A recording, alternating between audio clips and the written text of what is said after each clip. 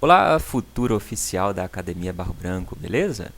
No vídeo de hoje eu vou resolver com você a prova de matemática do CFO da Polícia Militar de São Paulo, que acabou de acontecer agora no ano de 2017. Se você acompanha o canal, você sabe que eu acompanho com você a saga da Academia Barro Branco, né? Então aqui no canal você encontra, nesse link que vai aparecer aqui agora, ó, todas as provas do CFO da Academia Barro Branco desde o ano de 2010. Se você está se preparando, dá uma olhada nesse link que vai aparecer aqui agora, beleza? Essa prova de hoje, ela tinha 10 questões e ela não fugiu muito do que era esperado não, né? Teve questão de função, teve questão de probabilidade, de porcentagem, de volume de sólidos geométricos. São questões que tipicamente têm caído nessa prova do CFO. Vamos resolver essas questões, vamos lá. As primeiras questões tinham esse enunciado aqui, ó. Considere a elaboração pelo Centro de Inteligência da Polícia Militar de um planejamento estratégico para a deflagração de uma operação policial ostensiva em uma região R, com alta incidência do tráfico de drogas. As questões de número 61 a 66 têm como referência essa proposição. Aí a primeira questão dizia: sabes que a região R tem formato retangular, ou seja, a região R é assim, com 9,1 km de comprimento, aqui, 9,1 km, e 3,9 km de largura, aqui. Para maximizar recursos e aumentar a eficácia da operação, decidiu-se que essa região retangular deveria ser totalmente dividida em regiões quadradas de áreas iguais, sem haver sobras, sendo que essas regiões quadradas deverão ter a maior área possível. Aqui está o X da questão. Ele fala que as regiões quadradas têm que ter áreas iguais e essa área de cada quadrado tem que ser a maior possível. Quando ele fala isso, ele te dá a dica sobre o que é o problema. Pegou a dica? Se for designada uma equipe policial para cada região quadrada, o número mínimo de equipes necessárias será igual a quanto? Bom, quando ele fala que vai dividir essa região em quadrados de áreas iguais e com as maiores áreas, ele está dando a dica para a gente de que esse é um problema de MDC, máximo divisor comum. Quando ele fala maiores áreas, ele se refere ao máximo, né? E quando ele fala que as áreas são iguais, ele se refere aqui ao comum, beleza? Então, a única coisa que a gente tem que fazer é descobrir qual é o máximo divisor comum entre os lados desse retângulo, que aqui estão dados em quilômetros. Para a gente descobrir o MDC, a gente tem que fatorar esses números, certo? Só que é difícil fatorar número assim, decimal. Então, o que a gente pode fazer? Para facilitar, a gente pode transformar esses números de quilômetros para metros. Como é que a gente faz? Basta eu andar com a vírgula, se a vírgula estava aqui, ó, 1, 2, 3 casas para a direita, então 3,9 km é igual a 3.900 metros e 9,1 km é igual a 9.100 metros. Agora, a gente vai fatorar, mas é uma fatoração comum como a do MMC? Não, a gente vai fatorar usando só os fatores comuns. O que isso significa? Quando a gente tem esses dois números aqui, a gente vai dividir, né, o número pelo qual a gente vai dividir tem que dividir os dois números ao mesmo tempo, beleza? Não basta dividir só um dos números. Então, aqui, começando, os dois números são pares. Se eles são pares, eles são divisíveis por 2, certo? Dividindo isso aqui por 2, a gente vai ter 1.950 e 4.550. Também são pares, também são divisíveis por 2. Fazendo a divisão, 975, 2.275. Aí aqui a gente chega numa situação a gente tem que lembrar que a gente vai usar só os fatores comuns. Por quê?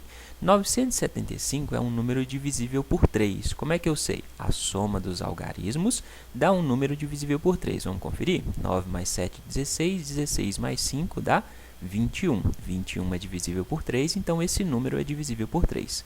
Só que o 2.275 não é divisível por 3. A soma dos algarismos dá 16, logo esse número não é divisível por 3. Ok?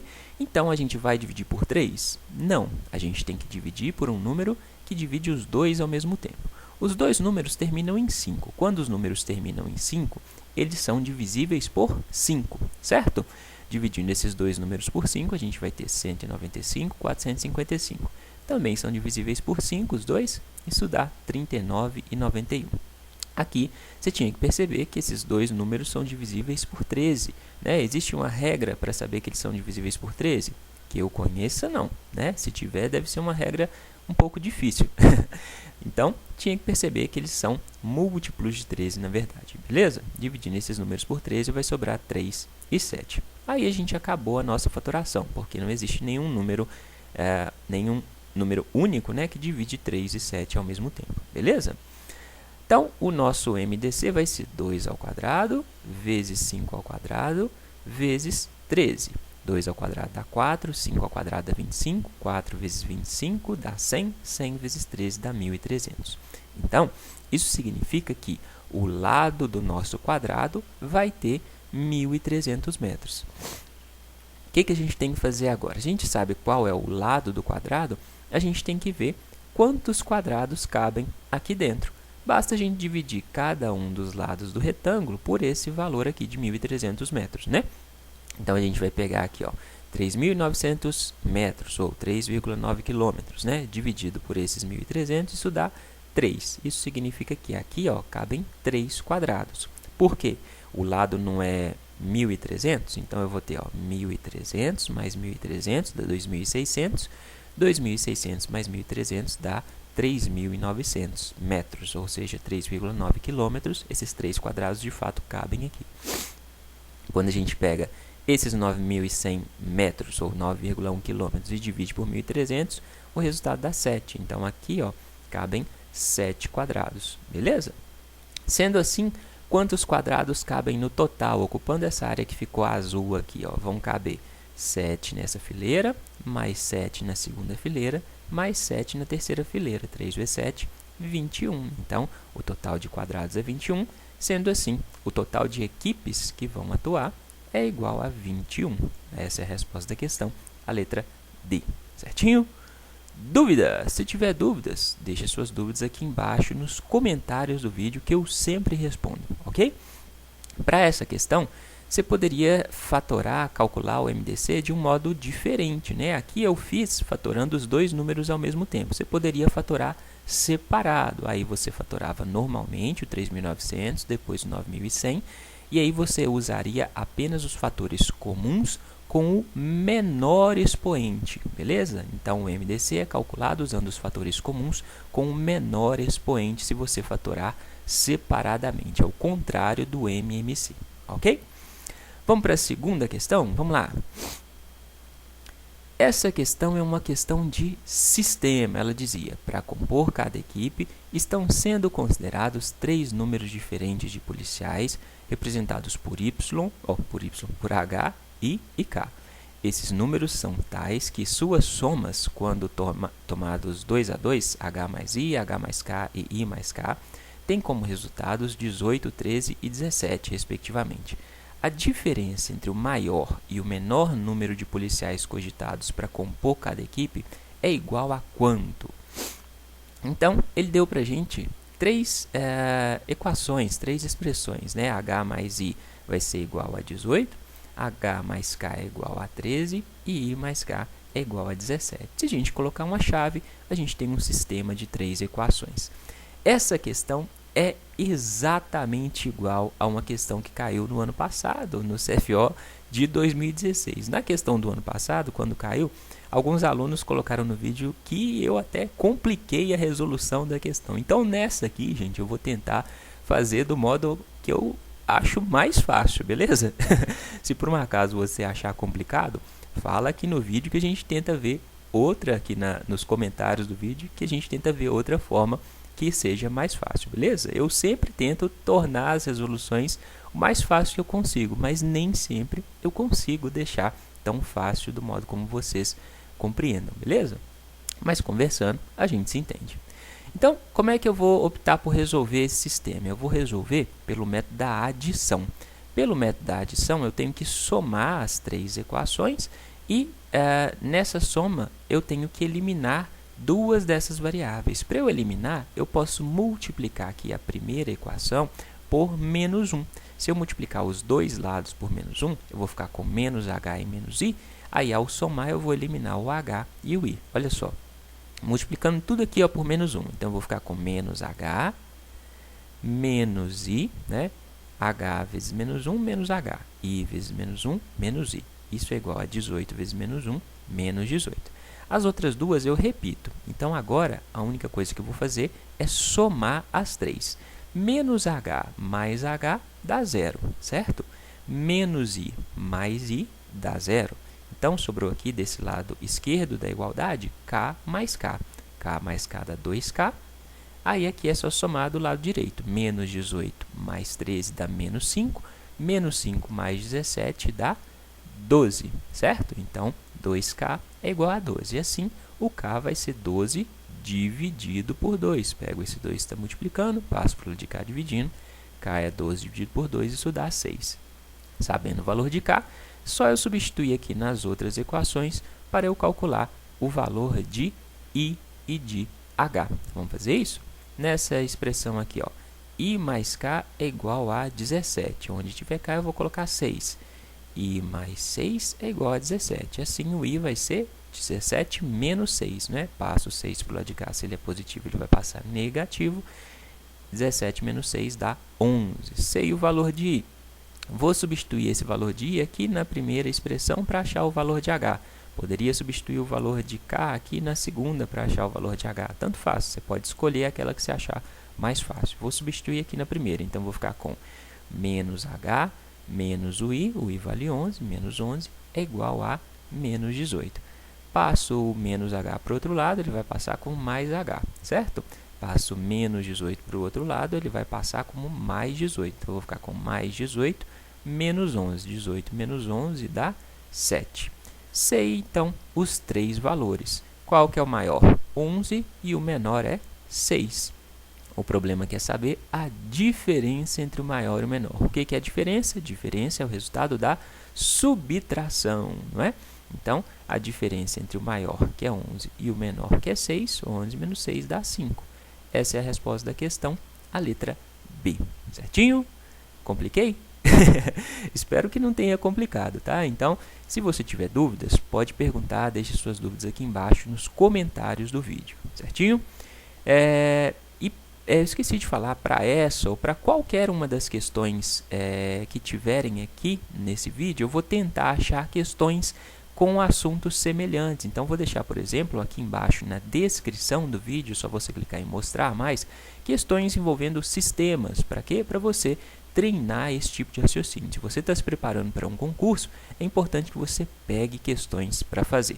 Valeu? Vamos para a questão número 3, 63? Vamos lá. Essa questão é a questão de porcentagem. Ela dizia, um centro de meteorologia, de porcentagem não, de probabilidade, que envolve porcentagem, né? Um centro de meteorologia informou ao CIPM que é de 60% a probabilidade de chuva no dia programado para ocorrer a operação. Mediante essa informação, o oficial no comando afirmou que as probabilidades de que a operação seja realizada nesse dia são de 20% caso a chuva ocorra e de 85% se não houver chuva. Nessas condições, a probabilidade de que a operação ocorra no dia programado é de quantos por cento? Então, a gente tem as seguintes condições. O problema nos dá a probabilidade de chover nesse dia. Ele diz que essa probabilidade é de 60%. Se a probabilidade de chover é de 60%, a probabilidade de não chover é de 40%. Por quê? O total 100 menos 60 dá 40. Aí o problema diz que, se chover, a probabilidade de a operação ocorrer é de 20%. Né? Então, probabilidade da operação ocorrer com chuva, 20%. E se não chover, a probabilidade da operação ocorrer, se não chover, é de 85%. Né? Probabilidade de operação ocorrer sem chuva, no caso de ausência de chuva, 85%. Sabendo isso, a gente consegue calcular a probabilidade de a operação ocorrer nesse dia. Né?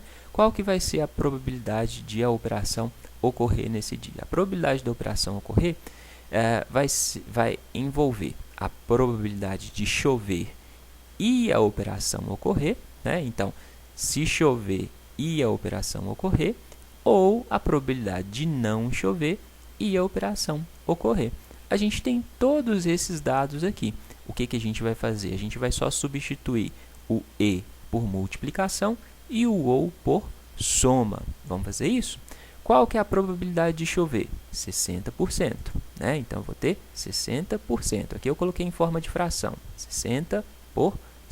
Se quiser fazer com o número decimal, não tem problema nenhum, pode fazer, vai dar certo do mesmo jeito, vai dar 0,6, né?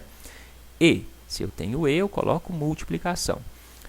A operação ocorrer em caso de chuva. A probabilidade da operação ocorrer em caso de chuva é de 20%. Então, 20%. Entendeu? Probabilidade de chover 60%, E multiplicação, probabilidade da operação ocorrer em caso de chuva, 20%. Ou, o ou a gente substitui por soma. Probabilidade de não chover, 40%. Então, 40%. E multiplicação, probabilidade de a operação ocorrer em caso de ausência de chuva, 85%. 85%. Entendeu? Só substituir esses valores aqui, ó. Por isso aqui, probabilidade de chover e probabilidade da operação ocorrer em caso de chuva, probabilidade de não chover e probabilidade de a operação ocorrer em caso de ausência de chuva. Agora, é só fazer continha. O que a gente pode fazer aqui? Se o resultado está em porcentagem, é legal deixar o denominador com 100, que aí a gente já chega na resposta em forma de porcentagem, né?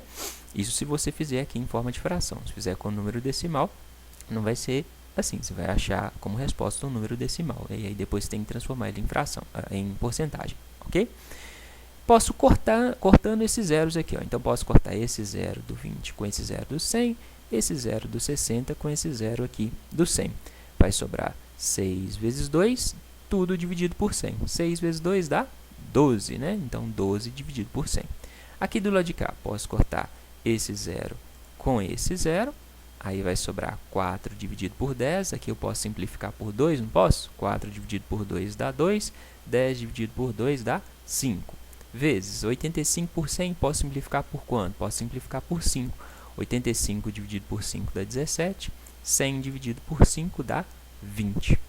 Aí aqui, do lado de cá, sobrou então, eu tenho uma soma e uma multiplicação. Se eu tenho soma e multiplicação, resolvo primeiro a multiplicação. 2 vezes 17 dá 34, não é isso? 5 vezes 20 dá 100. Então, eu tenho 12 centésimos, ou 12%, mais 34%. 12 mais 34 dá 46. 46 dividido por 100 é a mesma coisa que 46%. Essa é a resposta da questão, a letra B. Certinho? Dúvidas? Se tiver dúvidas, como sempre, pode perguntar. Se você acompanha aqui o canal, você deve ter visto as questões do Enem. Nas questões do Enem, teve uma questão igual a essa. Não é questão um pouquinho diferente, a questão é igual a essa. Só os valores mesmos que são diferentes. Vou deixar essa questão do Enem aqui para você, pode aparecer. Nesse link tem a questão do Enem, que é idêntica a essa. Se você teve dificuldade, pega essa questão do Enem para fazer, para você treinar esse tipo de raciocínio. Combinado? Esqueci de falar no início do vídeo, gente. Se você ainda não está inscrito aqui no canal, dá aquela força, se inscreve. Só clicar nessa carinha que está aqui do lado, beleza? E se está curtindo as explicações, deixa o joinha e compartilha esse vídeo nas suas redes sociais para ajudar o canal a crescer ainda mais. Valeu? Vamos para a questão 64, vamos lá? Essa questão, uma questão que envolvia os conceitos de seno, que quem me perguntou, né, professor, o que cai na prova do CFO? Eu sempre disse, sempre cai seno, questão de seno, de cosseno, beleza? Nessa prova aqui não foi diferente. Ela dizia, na operação, está previsto o apoio aéreo de um helicóptero que deve seguir um trajeto previamente determinado. Partir de um ponto A, partir daqui, dirigir-se a um ponto B, vir para cá, e em seguida deslocar-se até um ponto C, vir para cá, retornando depois ao ponto de partida, voltando para o A. A rota do helicóptero está representada pelo triângulo retângulo ABC mostrado na figura. Então, esse triângulo é retângulo, esse ângulo aqui vale 90 graus, né? Sendo o segmento AC, esse segmento aqui, igual a 6 km, então esse segmento vale 6, é correto afirmar que a soma de AB mais BC mais AC é em quilômetros igual a quanto? Então, para a gente resolver essa questão, a gente tem que achar os lados desse triângulo, ok? Como é que a gente pode achar os lados desse triângulo? Vamos usar os conceitos de seno e cosseno, né? Basicamente, eu vou usar aqui só os conceitos de seno, mas se quisesse usar de cosseno, podia também. Quanto vale este ângulo aqui, ó? Se esse ângulo B aqui vale 120 graus e tudo vale 180, né? Daqui até aqui vale 180, 180 menos 120 dá 60 graus. Então, esse ângulo vale 60 graus. Se esse ângulo vale 60, quanto vale este ângulo aqui, gente? Se esse vale 90, a soma dos ângulos internos de um triângulo tem que dar 180. 180 menos esse aqui, menos 90, dá 90. Se esse vale 60, para aqui dá 90, esse aqui tem que ser 30, concorda? 60 mais 30 dá 90. Então, eu tenho 90 aqui, 90 mais 90 dá 180. Se eu sei agora os ângulos, eu consigo calcular os lados. Vamos começar aqui, ó, calculando o valor da hipotenusa. Então, eu vou usar o seno de 60 graus. Por quê? Como que eu calculo o seno? O seno é o cateto que está oposto ao ângulo, é o nosso ângulo de referência. Então, se eu estou usando o 60, o cateto que está oposto a ele é esse aqui, é o 6, né? Então, é o cateto oposto sobre a hipotenusa. Então, o seno de 60 graus é igual ao cateto oposto, 6, sobre a hipotenusa. Para resolver, você precisava saber essa tabelinha aqui do seno e do cosseno dos principais ângulos, 30, 45 e 60 graus, dos mais usados, né? Não que sejam os principais. Para construir a tabela, ó, coloca 1, 2, 3, 3, 2, 1, coloca raiz quadrada em tudo e divide tudo por 2. Está feita a tabela, beleza? Seno de 60 graus é raiz de 3 sobre 2. Então, onde tem seno de 60, eu coloco raiz de 3 sobre 2. Ele vai ser igual ao cateto que está oposto ao 60, 6, dividido pela hipotenusa, dividido por BC. A hipotenusa é o lado que está oposto ao ângulo reto, né? É o segmento BC. Agora, é só fazer continha, né? Vou multiplicar cruzado, vou passar o BC para o lado de cá, então ele vai passar para o numerador, multiplicando raiz de 3. Vou passar o 2 para o lado de cá, 2 vezes 6 dá 12, e vou passar a raiz de 3 para o lado de cá, beleza? Então, passo o BC para cima e o raiz de 3 para baixo. Então, vou ficar com BC é igual a 12 sobre raiz de 3. Conseguiu visualizar? Se ficou difícil, coloca no papel que você vai ver que isso aqui é tranquilinho, né? Só passei o BC para cá e o 2 para cá. Aí, depois, peguei essa raiz de 3 e passei para o outro lado e ela passa para baixo, beleza? Agora, para essa raiz não ficar aqui no denominador, a gente vai racionalizar. Como é que eu racionalizo? Como é que eu tiro a raiz do denominador? Só eu multiplicar o numerador e o denominador por raiz de 3, né? Então, raiz de 3 vezes raiz de 3 dá 3, 12 raiz de 3 dá 12 raiz de 3. Então, eu tenho 12 raiz de 3 sobre 3. 12 dividido por 3 dá 4. 4 raiz de 3. A hipotenusa, o segmento BC, vale 4 raiz de 3. Se eu sei o valor da hipotenusa, eu consigo calcular o valor desse cateto. Esse cateto AB aqui, ó, ele está oposto a esse ângulo de 30 graus, né? Então, eu tenho o ângulo de 30, o lado que está oposto a ele é o lado AB. Então, se eu calcular o seno de 30, eu consigo calcular o lado AB. O seno de 30 graus é igual ao cateto oposto sobre a hipotenusa. O seno de 30 é 1 sobre 2, meio.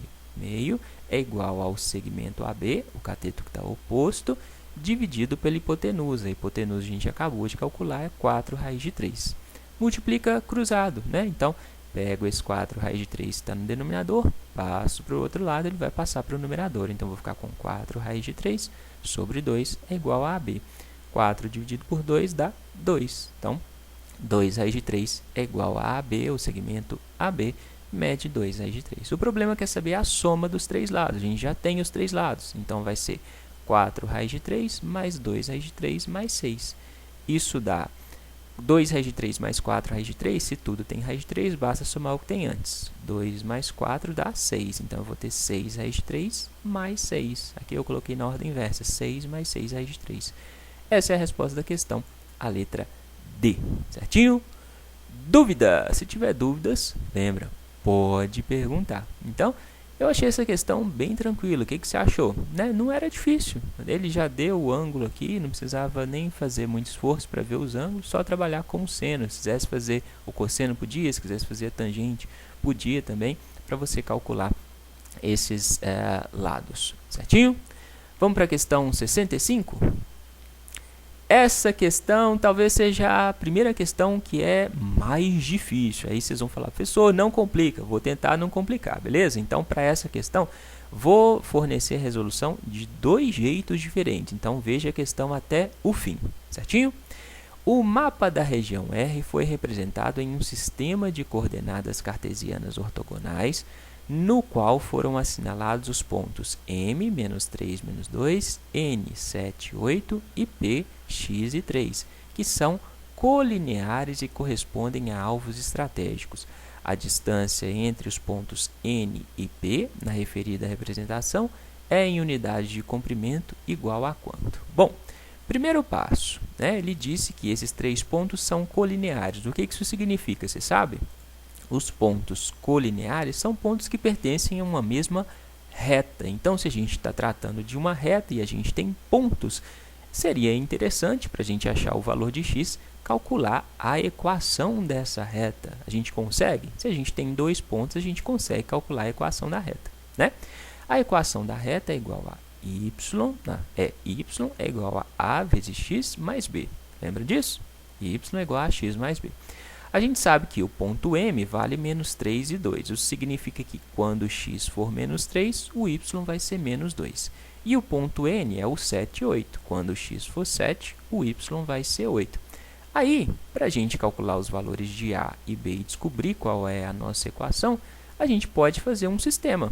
É o que eu vou fazer aqui. Eu gosto de achar a equação da reta, quando eu tenho 2 pontos, utilizando sistema. Se você não quiser utilizar sistema, não tem problema. Você pode usar lá para achar o A, o menos o delta y sobre o delta x. Aí você acha o valor de A. É a mesma coisa, tá?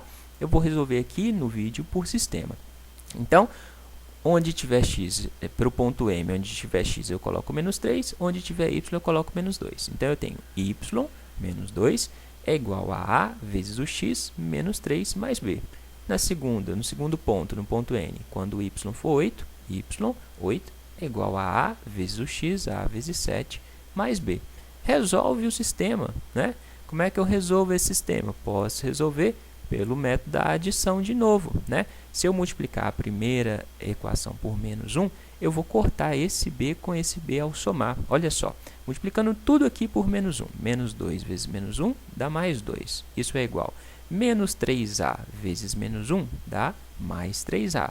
Mais b vezes -1 dá menos b. Então, eu fico com 2 igual a 3a menos b. E a segunda eu repito, 8 é igual a 7a mais b. Agora, eu vou somar. 2 mais 8 dá 10, certo? 3a mais 7a dá 10a. Menos b mais b dá 0. Então, eu fico com 10 é igual a 10a. Passo 10, está multiplicando a para o outro lado, vou ficar com 10 dividido por 10. 10 dividido por 10 é igual a 1. Então, a é igual a 1. Se eu sei o valor de A, eu consigo calcular o valor de B. Basta substituir o A por 1. Então, aqui eu vou ficar com 8 é igual a 7 vezes 1. 7 vezes 1 dá 7, mais B. Beleza? Então, eu passo esse 7 daqui para o outro lado, vou ficar com 8 menos 7. 8 menos 7 dá 1. Então, 1 é igual a B. O A vale 1 e o B vale 1. Se eu sei o valor de A e B, eu substituo aqui na equação para achar qual é a equação da reta. A equação da reta vai ser y é igual ao A, 1 vezes o x, 1 vezes x dá x, mais o b, mais 1. Essa é a nossa equação. Se eu sei a equação, eu consigo achar o ponto P. O ponto P vale x e 3. Né? Então, onde tiver x, eu vou substituir por x. Onde tiver y, eu vou substituir por 3. Entendeu? Então, quando o y vale 3, o x vale x. Aí a gente descobre esse valor de x. Então, eu tenho y, 3, é igual a x, onde tinha x eu substituí por x, mais 1. Certinho? Só substituir os valores aqui, o y por 3 e o x por x. Já estava x, então continua x, né? 3 é igual a x mais 1.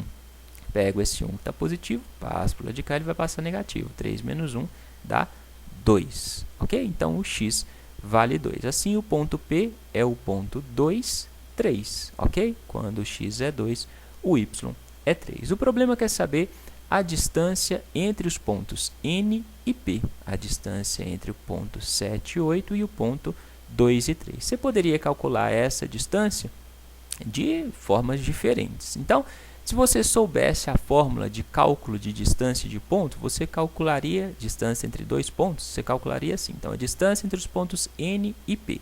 A distância entre dois pontos é dada por raiz quadrada do x do ponto B menos o x do ponto A elevado ao quadrado, mais o y de B menos o y de A elevado ao quadrado, ok? Então, essa é uma fórmula usada para se calcular a distância entre dois pontos. Se você soubesse, era só usar essa fórmula, né? Vamos ver como é que ficaria usando essa fórmula? Então, eu tenho aqui, ó, a distância é igual ao x de B. Qual que é o x do ponto B? Né? Aqui eu considerei o ponto B como sendo P.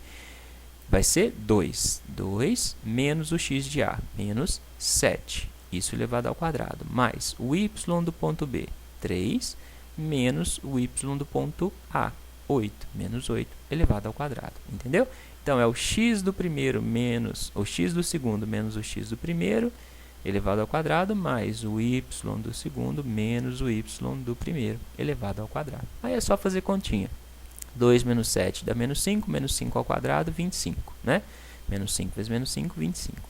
3 menos 8 dá menos 5 ao quadrado, 25. Então, eu tenho raiz quadrada de 25 mais 25. 25 mais 25 dá 50. Então, raiz quadrada de 50. 50 é a mesma coisa que 2 vezes 25, né? Então, eu tenho raiz quadrada de 2 vezes 25. Isso é raiz de 2 vezes raiz de 25. Raiz de 25 dá 5, certo? Então, eu vou ficar com 5 raiz de 2. Assim, a distância entre os dois pontos é 5 raiz de 2.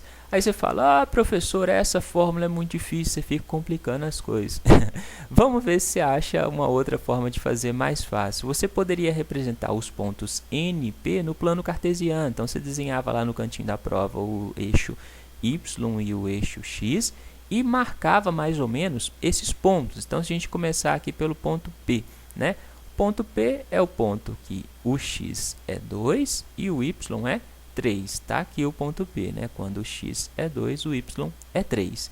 E o ponto N é o ponto 7, 8. Então, colocava lá o ponto 7, 8. Aí, você conseguia calcular essa distância aqui, ó, entre P e N, fazendo um triângulo retângulo aqui. Você queria saber o valor dessa distância x, que corresponde à hipotenusa desse triângulo. Você sabe o valor desse cateto aqui, ó? O valor desse cateto é 7 menos 2. 7 menos 2 dá 5, concorda? Então, essa distância aqui mede 5, porque é essa distância 7 menos essa distância 2. 7 menos 2 dá 5. Você sabe essa distância aqui, ó? Essa distância é 8 menos 3. 8 menos 3 também dá 5. Então, você tem um triângulo retângulo, né? Basta você usar o teorema de Pitágoras para calcular a hipotenusa. O quadrado da hipotenusa, x ao quadrado, é igual à soma dos quadrados dos catetos. 5 ao quadrado mais 5 ao quadrado. 5 vezes 5 dá 25, mais 25. 25 mais 25 dá 50.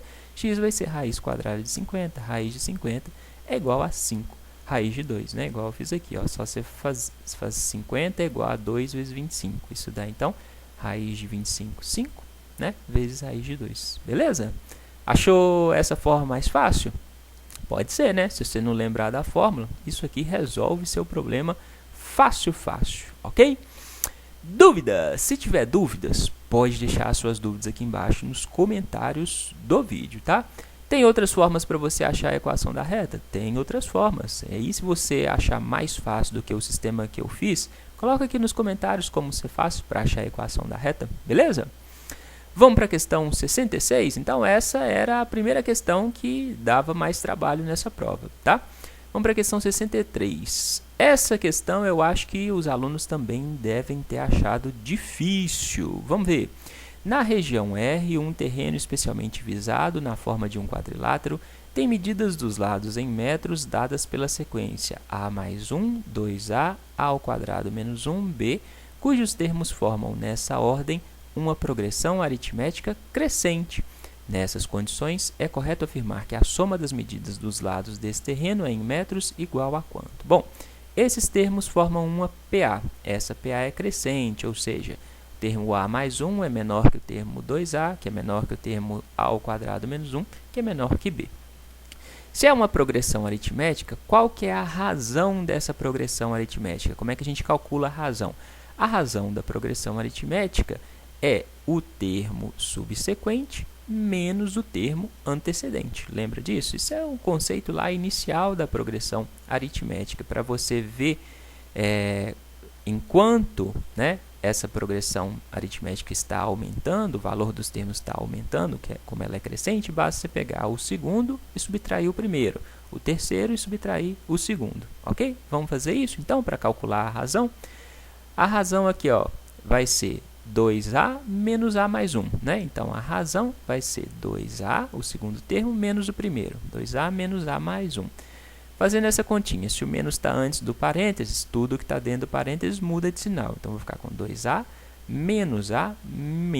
2a menos a dá a. Então, a razão é igual a menos 1. Agora, se eu calcular a razão aqui entre o terceiro e o segundo termo, ela tem que ser exatamente a mesma, já que é uma progressão aritmética, ela aumenta de acordo com a razão, né? Então, a razão aqui entre o terceiro termo e o segundo é igual a ao quadrado menos 1, né? Esse aqui, menos o segundo termo, menos 2a. A ao quadrado menos 1, vou tirar do parênteses, então vou ficar com a ao quadrado menos 1 menos 2a. Então, a razão é a ao quadrado menos 2a menos 1. Se eu sei que a razão vale a menos 1 e essa mesma razão vale a ao quadrado menos 2a menos 1, eu posso igualar essa expressão com essa expressão, concorda? As duas equivalem a uma mesma coisa, equivalem à razão desta progressão aritmética. Vamos fazer isso? Então, eu tenho que a menos 1, e esse aqui, é igual a ao quadrado menos 2a menos 1. Aí, o que eu vou fazer? Passo esse a que está positivo para o outro lado, ele vai passar negativo. Então, eu já tinha menos 2a menos esse a dá menos 3a, né? Passo esse menos 1 para o lado de cá. Se ele vai passar para o outro lado, vai mudar de sinal. Vai passar com mais 1. Mais 1 menos 1 dá 0. Então, eu vou ficar com 0 é igual a ao quadrado menos 3a. O menos 1 sumiu porque eu passei isso para cá. Ele virou mais 1 menos 1 dá 0. Aí, você poderia calcular o valor de a utilizando a fórmula de Bhaskara, né? Menos b mais ou menos raiz de delta sobre 2a, ou poderia colocar aqui o a em evidência. Então, você coloca o a em evidência, né? Já que aqui você tem a ao quadrado e aqui você tem 3a, coloca o a em evidência. Então, eu vou ter a vezes a ao quadrado dividido por a dá a. Menos 3a dividido por a dá menos 3. Então, eu tenho 0 igual a vezes a menos 3. Assim, a pode ser igual a 0 ou a menos 3 igual a 0. Se a menos 3 igual a 0, a vai ser igual a mais 3. Passo esse menos 3 para o lado de cá, ele passa como mais 3. Então, o valor de a pode ser 0 ou pode ser 3. Será que isso é verdade? Isso não é verdade. O valor de a não pode ser 0. Por quê? Porque essa progressão aritmética é crescente. O problema disse. Então, esse termo é menor que esse, que é menor que esse. Se o a for 0, olha aqui, ó, 0 mais 1 dá 1. 2 vezes 0 dá 0. Então, está indo de 1 para 0? Não pode, porque ela é crescente. Então, a vai valer 3. Se a gente observar os termos da progressão aritmética e ver que ela é uma progressão aritmética crescente, a gente descobre que o a só pode ser o 3. Beleza? Se a gente sabe o valor de a, a gente consegue calcular os termos, os 3 primeiros termos dessa progressão. Concorda? Onde tiver eu substituo por 3. 3 mais 1 dá quanto? Dá 4, né? 2 vezes 3 dá 6. 3 ao quadrado dá 9. 9 menos 1 dá 8. Então, a nossa PA tem os termos 4, 6, 8 e B. Qual que é a razão dessa progressão aritmética? Os números estão aumentando de quanto em quanto? Aumentando de 2 em 2, né? 6 menos 4 dá 2, 8 menos 6 dá 2. Então, se eles estão aumentando de 2 em 2, a gente consegue falar qual que é o valor de B. 4, 6, 8, o B vai valer 10, né? Então, a nossa PA é 4, 6, 8 e 10. O problema é saber a soma dessas medidas. Então, basta somar 4 mais 6 mais 8 mais 10. Essa soma dá um total de 28. Essa é a resposta da questão, a letra D. Certinho? Dúvida? Se tiver dúvidas, pode perguntar, não se acanhe, beleza? Pode perguntar, não tem problema nenhum. Essa questão dava um pouquinho mais de trabalho também, como a questão anterior, né? Eu achei a questão anterior um pouco mais difícil do que essa, né? Essa questão você precisava saber só as noções gerais da progressão aritmética, calculando aqui a razão da PA, você já chegava na resposta da questão. Valeu? Vamos para a questão 67, está acabando. Essa questão de logaritmo, mas bem tranquilinhas comparada com outras questões de logaritmo. Um terremoto de magnitude 7,1 graus na escala Richter, no México, deixou ontem pelo menos 147 mortos e derrubou dezenas de prédios. A tragédia ocorreu 12 dias depois de um tremor de 8,2 graus matar 98 pessoas na costa sul do país. Uma tragédia, né? Magnitude é uma medida quantitativa do tamanho do terremoto e está relacionada com a energia sísmica liberada no foco e também com a amplitude das ondas registradas pelos sismógrafos. Usando a fórmula descrita por Richter e Gutenberg em 1935 para relacionar magnitude e energia, log de E é igual a 11,8 mais 1,5 vezes m, em que E é igual à energia liberada em ergs e m é igual à magnitude do terremoto. É correto afirmar que a relação entre a energia liberada pelo primeiro terremoto, E1, e a liberada pelo segundo terremoto, E2, é dada corretamente por qual dessas expressões? Bom, ele deu a fórmula e deu a magnitude de cada um dos terremotos. Se ele deu a fórmula, basta a gente substituir o m pela magnitude que a gente vai conseguir calcular o valor de E.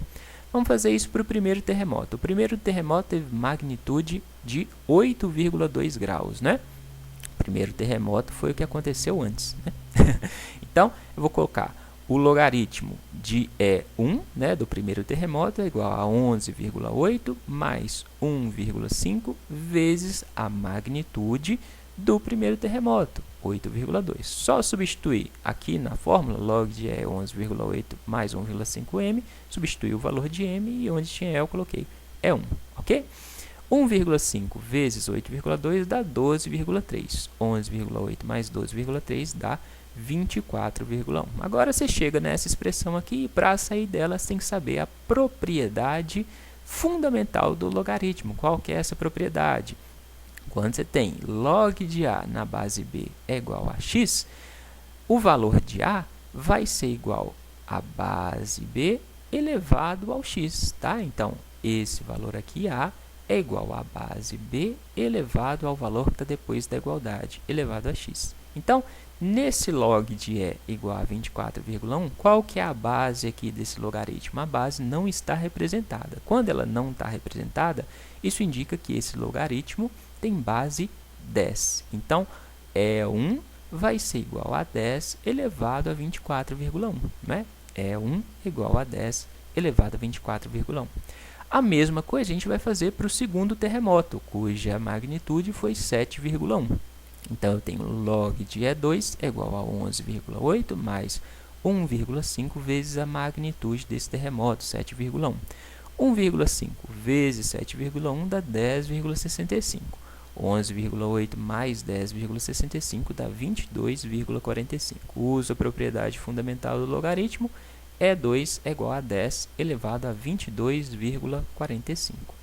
Agora, o problema quer saber a relação entre essas duas energias, E1 e E2. Como é que a gente pode fazer a relação entre elas? A gente pode fazer uma proporção.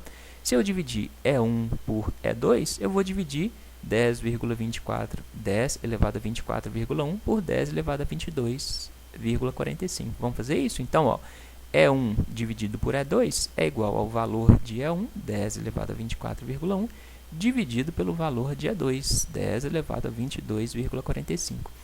Aqui eu tenho divisão de potências com a mesma base. Como é que eu resolvo? Conservo a base, 10, e subtraio os expoentes. Divisão de potências com a mesma base. Conservo a base e subtraio os expoentes. Então, eu vou ter E1 sobre E2 é igual a 10 elevado a 24,1 menos 22,45. 24,1 menos 22,45 dá 1,65. Então, eu tenho 10 elevado a 1,65.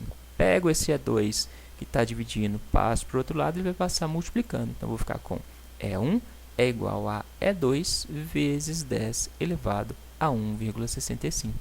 Essa é a resposta da questão, a letra B, né? E1 é igual a 10 elevado a 1,65 vezes E2. Só colocar o E2 aqui depois, mas a ordem dos fatores não altera o produto. Certinho?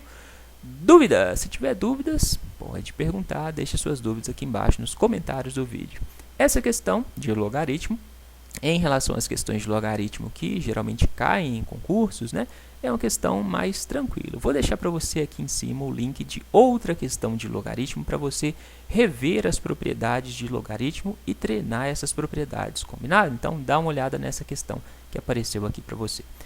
Vamos para a questão 68, vamos lá?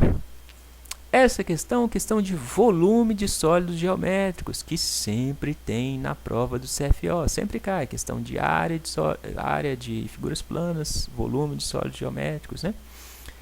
Certo combustível preenchia totalmente um reservatório A, esse aqui, na forma de um cilindro circular reto de raio da base igual a 5 sobre raiz de π metros e altura igual a 5 metros. Sabe-se que 4/5 do combustível contido em A foi transferido sem desperdício para 10 reservatórios menores do tipo B, todos iguais, também cilíndricos, de 1,25 metros de altura, preenchendo-os totalmente.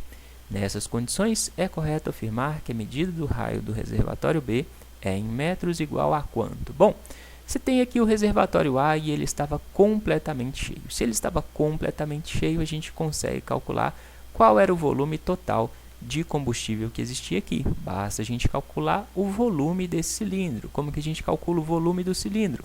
O volume do cilindro é igual à área da base vezes a altura. Se a base é um círculo, a área da base é π vezes o raio elevado ao quadrado, certo? Então, o volume de A é igual a π vezes o raio elevado ao quadrado vezes a altura, a área da base vezes a altura, ok? Então, eu tenho π vezes o raio. Qual que é o raio? O raio é 5 sobre raiz de π. Então, eu vou ter 5 ao quadrado dividido por raiz de π ao quadrado, né? As duas coisas elevado ao quadrado. Por quê? Porque é o raio elevado ao quadrado. Vezes a altura é 5. Só resolver continha. 5 vezes 5, 25. 25 vezes 5 dá 125. Então, no numerador eu tenho 125π. Raiz de π elevado ao quadrado é igual a π, né? Raiz de π vezes raiz de π dá π. Posso cortar este π com este π, vai sobrar 125 metros cúbicos, ok? Aí o problema fala que 4/5 deste volume foram transferidos para 10 reservatórios do tipo B. Vamos calcular então quanto é 4/5 de 125, né? Basta multiplicar 4/5 por 125, né? Então, combustível transferido, 4/5 de, o dia é vezes 125. 125 dividido por 5 dá 25. 25 vezes 4 dá 100. Então, foram transferidos 100 metros cúbicos para 10 reservatórios do tipo B. Quanto cabe em cada reservatório do tipo B?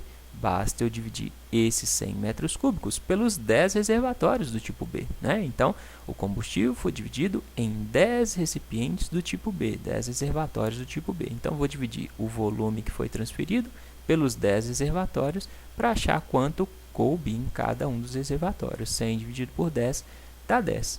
Agora, eu sei o volume de um reservatório B e eu quero saber o raio. Para eu saber o raio, eu vou então usar a fórmula do volume de novo, né? O volume de B é igual a 10 metros cúbicos. Qual que é o volume de B? A área da base, π vezes r ao quadrado, vezes a altura, 1,25. Isso é igual a 10. Então, eu vou ter π vezes o raio ao quadrado, vezes a altura desse reservatório B, 1,25. Isso é igual ao volume de um reservatório B, que é 10 metros cúbicos. Agora, é resolver continha. Esse 1,25 que está multiplicando, ao passar para o outro lado, ele vai passar dividindo. Então, vou ter 10 dividido por 1,25. 10 dividido por 1,25 dá 8, ok? Pego este π, que está multiplicando o raio ao quadrado, passo para o outro lado, ele vai passar dividindo. Então, eu vou ficar com raio ao quadrado é igual a 8 dividido por π. Para tirar esse quadrado, vou passar o quadrado para o outro lado, ele vai passar como raiz quadrada, né? Então, vou ter o raio é igual a raiz quadrada de 8. Aqui eu já fatorei o 8. O 8 não é 2 ao quadrado vezes 2. 2 ao quadrado dá 4. 4 vezes 2 dá 8, certo? Só fatorei para facilitar aqui para tirar a raiz de 8, ok? Dividido por raiz de π. Passei a raiz quadrada, então a raiz se aplica tanto ao numerador quanto ao denominador. Passei o quadrado para o outro lado, ele passa como raiz do numerador e do denominador. Raiz de 8, pego este 2 ao quadrado, raiz de 2 ao quadrado é 2, não é isso?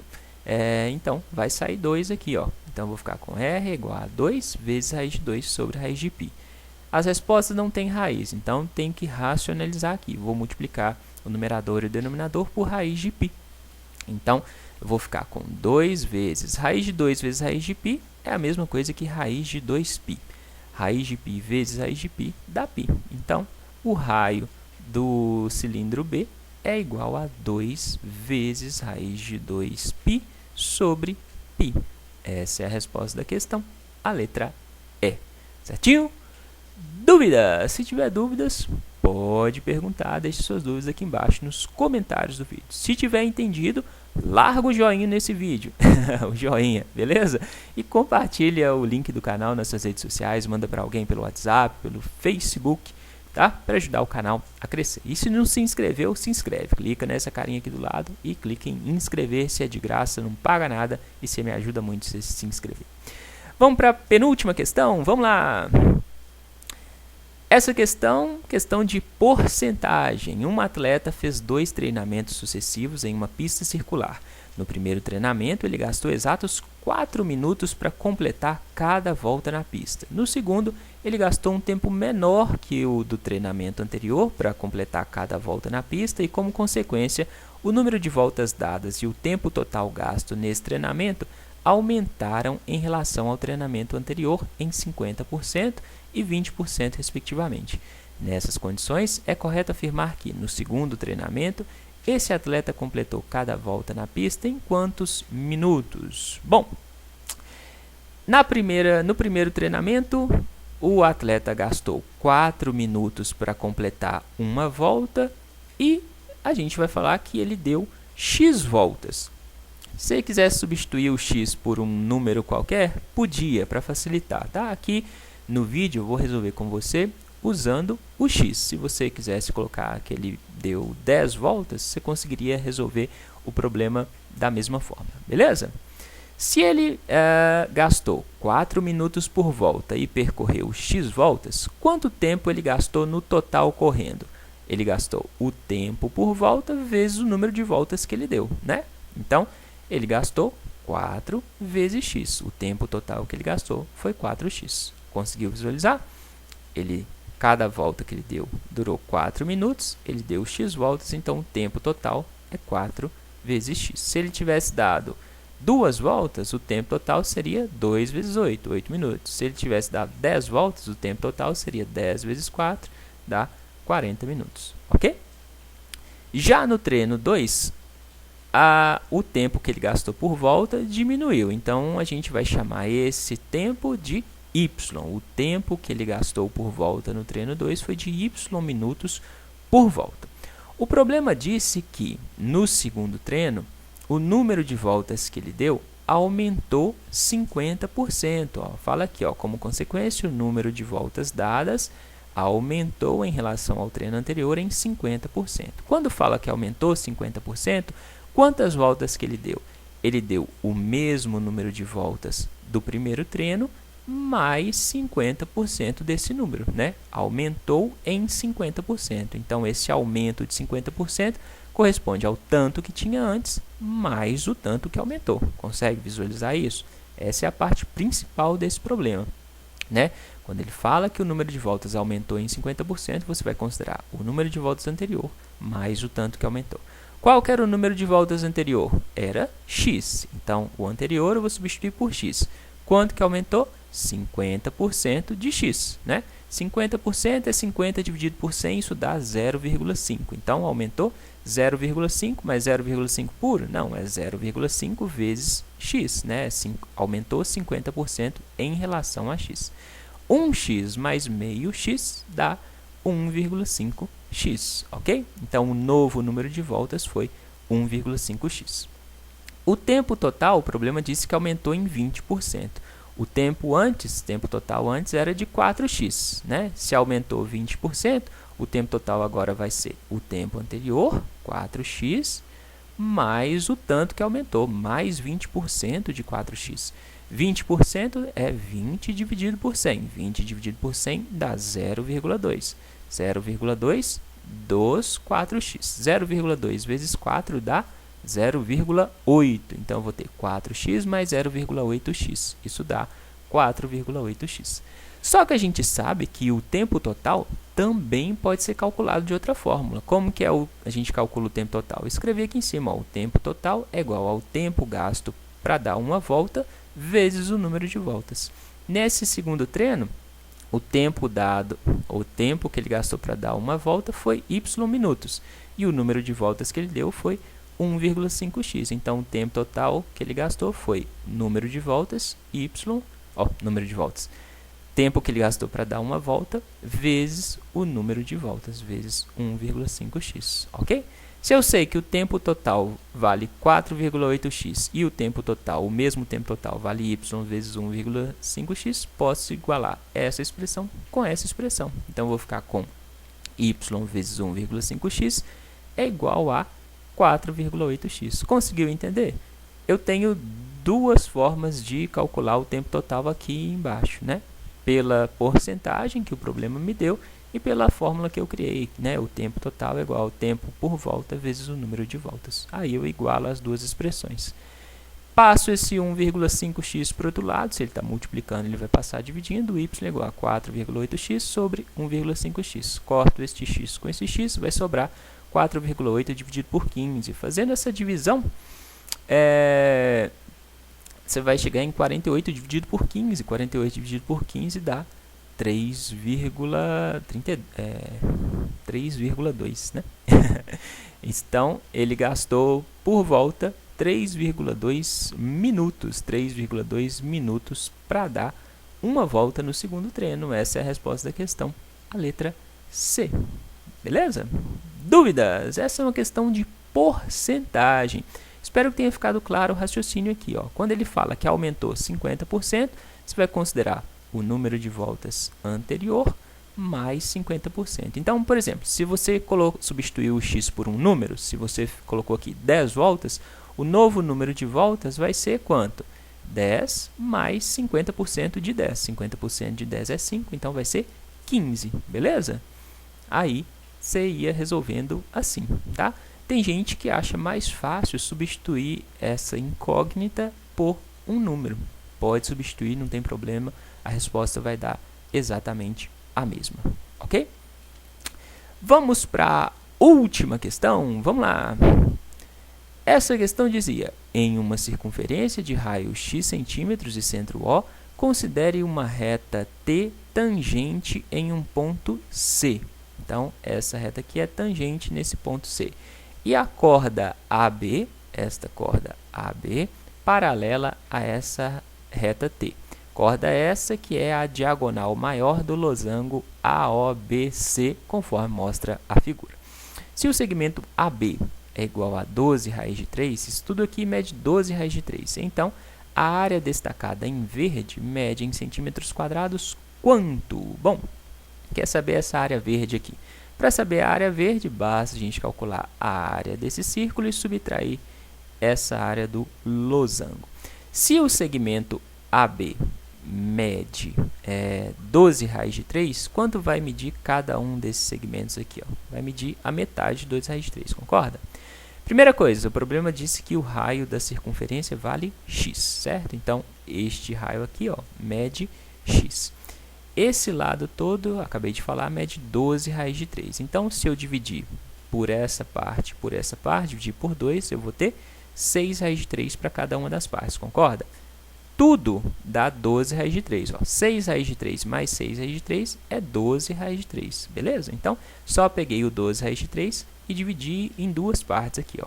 Essa primeira parte e essa segunda parte. Para que eu fiz isso? Para você ver que aqui eu tenho um triângulo retângulo e que, se eu calcular o valor do cosseno de 30 graus, eu consigo achar o valor do raio, eu consigo achar o valor de x, não é? Porque o cosseno de 30 é igual ao cateto adjacente, 6 raiz de 3, sobre a hipotenusa, sobre x. Vamos fazer isso? Então, cosseno de 30 é igual ao cateto que está adjacente ao ângulo 30, né? 6 raiz de 3, sobre a hipotenusa, sobre o x. Aqui eu tenho um triângulo retângulo, ok? Cosseno de 30, lembrando lá da tabelinha que está na outra questão, cosseno de 30 é igual a raiz de 3 sobre 2. Então, raiz de 3 sobre 2 é igual a 6 raiz de 3 sobre x. Pego esse raiz de 3 que está no numerador, passo para o lado de cá, vai passar para o denominador, vou cortar raiz de 3 com raiz de 3, né? Pego esse x que está no denominador, passo para o lado de cá, ele passa para o numerador. Então, vou ficar com x é igual a, pego esse 2, passo para o lado de cá, se ele está no denominador, passa multiplicando o numerador, 2 vezes 6, 12. Então, o raio desse círculo vale 12, beleza? 12 centímetros. Se eu achei o raio, eu consigo calcular agora a área do círculo e consigo calcular a área desse losango também. Por quê? A diagonal menor desse losango equivale ao raio, né? Está vindo do centro até a borda do círculo. Então, a diagonal menor é o raio. Observe que aqui eu tenho o triângulo ACO, né? Esse losango é dividido em dois triângulos iguais. Então, eu consigo calcular a área desse triângulo? Consigo, né? Eu tenho a base é o raio 12, e eu tenho a altura é 6 raiz de 3. Calculando a área desse triângulo, eu tenho 2, eu vou multiplicar por 2, eu acho a área do losango. Então, a área do losango é igual a 2 vezes a área do triângulo ACO, beleza? Então, a área do triângulo ACO é igual a base, né, 12, vezes a altura, 6 raiz de 3, tudo sobre 2. Estou multiplicando aqui antes por 2, por quê? Porque nesse losango eu tenho dois triângulos iguais, dois triângulos cuja base é 12 e cuja altura é 6 raiz de 3, ok? Então, eu tenho a área igual a área do losango, 2 vezes base vezes altura, dividido por 2. Corto esse 2 com esse 2, vai sobrar 12 vezes 6. 6 vezes 12, 72. 72 raiz de 3 é a área do losango. Agora, falta só calcular a área do círculo. A área do círculo é π vezes o raio ao quadrado. Então, eu vou ter a área do círculo igual a π vezes 12, né? O raio é x, 12 ao quadrado. 12 ao quadrado, 144π. A área verde vai ser, então, a área do círculo menos a área do losango. 144 menos 72 raiz de 3, né? Então, área verde, 144 menos 72 raiz de 3. 144 é a mesma coisa que 72 vezes 2. Então, eu tenho 72 vezes 2 vezes π, né? Isso aqui dá 144. 2 vezes 2, 4 vezes 7, 14. 144π, né? Então, só fatorei, vamos dizer assim, o 144π, né? Menos 72 raiz de 3. Para que eu fiz isso? Para você ver que eu posso colocar o 72 em evidência, beleza? Então, coloquei o 72 em evidência, então vou ter 72 vezes o que sobra aqui, depois de 72, 2π, menos o que sobra, né? 72 dividido por 72 dá 1, sobra menos raiz de 3. Então, a área verde é igual a 72 vezes 2π menos raiz de 3. Essa é a resposta da questão, a letra C, certinho? Dúvida? Se tiver dúvidas, pode perguntar, deixe suas dúvidas aqui embaixo nos comentários do vídeo. É isso, pessoal. Então, essas eram as questões desse concurso. Espero que os raciocínios tenham ficado claros para você. Se tiver dúvidas, pode perguntar. Acesse aqui embaixo a descrição do vídeo, só você clicar em mostrar mais para ver outras questões. E é isso. Bons estudos e até a próxima!